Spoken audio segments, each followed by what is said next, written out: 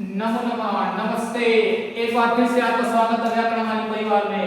पर आज हम पढ़ने आए हैं 9th क्लास संस्कृत से मुसी भाग 1 स्वर्ण का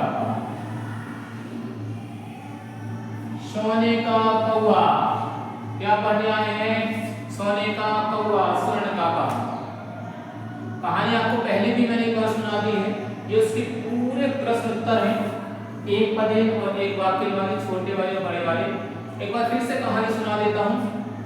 एकस्मिन् ग्रामे एकः वृद्धा आसीत्। एक गांव में एक वृद्ध महिला थी।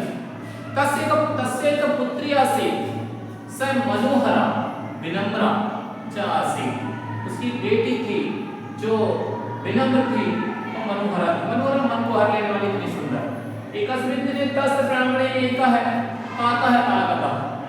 एक दिन उसके घर पर जो आंगन रहता है उसमें कौवा आया। क्यों? क्योंकि जो दादी है उसने अपनी दुष्टा बेटा को कहा था कि ये मैं तांडुल या छिपति यह रक्षती, जो मैं एक तांडुल जो है, ये चावल जो है मैं आंगन में रख दे रही हूँ, बेटा इसकी रक्षा करना, कोई पक्षी या जानवर ना खा पाए। महिला चली गई, वृद्धा चली गई, बालिका बैठे उसको ताक रही थी। तब एक स्वर्ण काका आगता। तभी एक स्वर्ण काका आ गया, एक कौवा आ गया। तांडुलम, तांडुल बार बार खादती खाने लगा। दुहिता बालिका रोदती, बालिका रोने लगी, बोले मत खाइए मत खाइए, हम निर्धना, हम लोग निर्धन हैं, मैं भी निर्धन हूँ, गरीब हूँ, मत खाइए।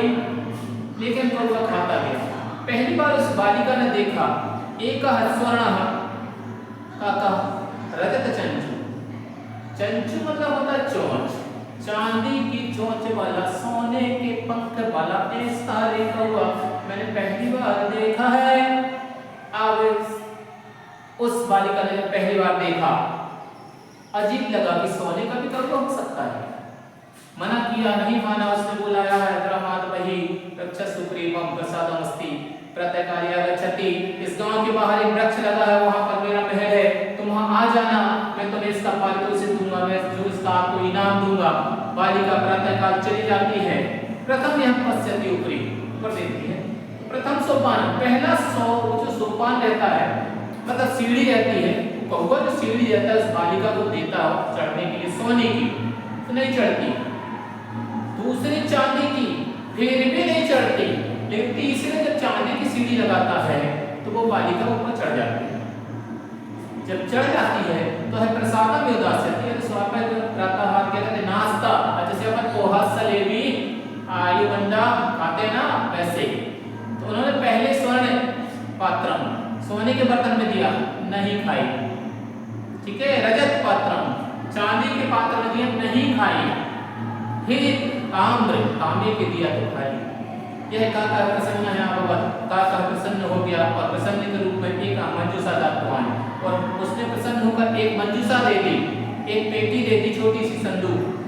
वो लेके बालिका घर आ गई। जब घर आई उसने खोला तो हीरानी रत्नानी बहुमूल्य, इतने मूल्यवान कि आप अंदाजा नहीं लगा सकते। बालिका प्रसन्न हो गई, धनिक है वो, धनिक हो गई, पैसे वाली हो गई। यही एक पड़ोसन कह सकते हैं लड़की थी दूसरी, वो देख लेती है, सब कुछ पूछती है, सब कुछ वही काम करती है। वो भी चावल रखती है, वहां भी स्वर्ण काका आया था, वो भी खाता है, वो कहता है तुम आ जाना शाम को, तुम्हें भी वहां पर ये मिलेगा। ये भी फिर जाती है दूसरी वाली बालिका। जब दूसरी वाली बालिका जाती है तो वो सोने की सीढ़ी लगाता है, और दूसरी वाली लोभ अविष्टा, लोभी है, इसीलिए तो उसने चावल रखे हैं कि खाएगा, मुझे बुलाएगा, फिर बुलाएगा तो मैं सोना लेके आऊंगी, हीरामोती लाऊं। तो जो गई दूसरी वाली बालिका पर, बालिका गच्छति, दूसरी बालिका जो जाती है वह प्रथम सोपानम स्वर्ण सोपानम, पहला सीढ़ी किसकी, सोने की। प्रथमा यो आरोहति, पहले पे ही चढ़ जाती है। काकर पश्यति एतदसि प्रथम यो अगता, पहले में ही आ गई। तब उसको सोने के पात्र में या भोजन के लिए देता है, प्रातःसम ददाति, देता है, तो वह क्या करती है, उसी में खा लेती है। फिर वो बोलता है इतनी सारी पेटियां रखी है, इतनी सारी मंजूषा रखी है, तुम्हें कौन सी ले जाना है, अब लोभ अभिष्टा, लोभ में डूबी हुई लोभी लड़की ने क्या किया, बड़ी वाली पेटी उठा ली।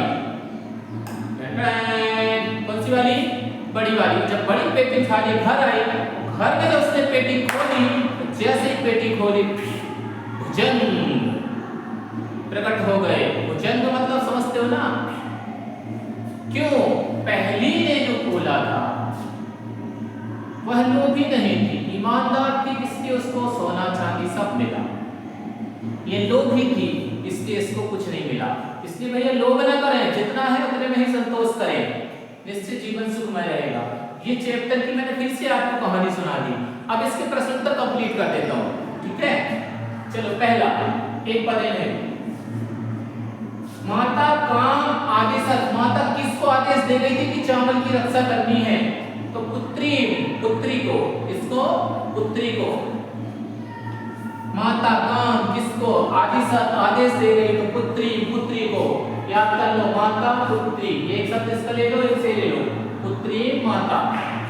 दूसरा स्वर्ण का कहा, स्वर्ण का कान आखादर, सोने का कौवा आके किसको खाता है, सोने का कौवा, स्वर्ण का कान किसको आखादर खाता है, तो वो खाता है तंडुलान।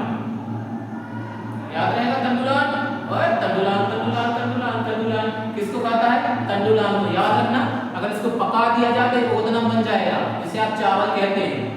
एक कच्चा चावल है इसलिए इसको तंडुलान कहते हैं, ठीक है। क्वेश्चन मार्क लगा है कान, इसलिए बना तंडुलान, ठीक है। इसमें क्वेश्चन मार्क लगा है काम, इससे बना पुत्री।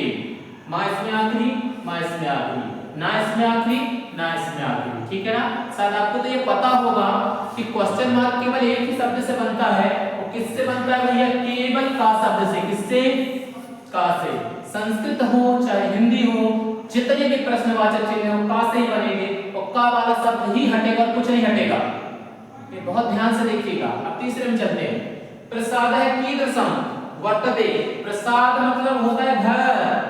गणेश जी का प्रसाद मतलब समझने लगे, दे लड़ूंगा, ठीक है। क्या भैया, प्रसाद मतलब होता है घर।